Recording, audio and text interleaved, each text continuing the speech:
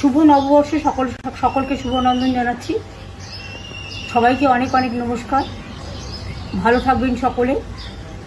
বাংলার একটা ঐতিহ্য, বাংলার একটা গরিমা আছে। এটা আমাদের বাংলার নববর্ষ এবং সাথে সাথে অনেক রাজ্যেরও নববর্ষ আছে।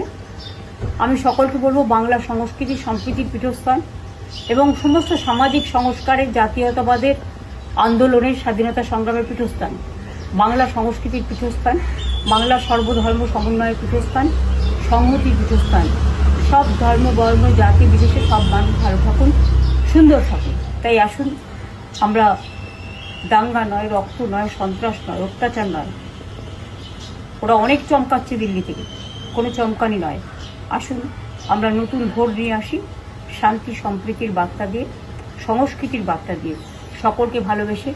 এই বাংলাকে যদি ভালো রাখতে হয় তাহলে মনে রাখবেন, গণতন্ত্রের পীঠস্থান হচ্ছে আপনার নির্বাচন, এবং নির্বাচনটা হচ্ছে, এটা হচ্ছে মানুষের একটা উৎসব, ভোটের উৎসব।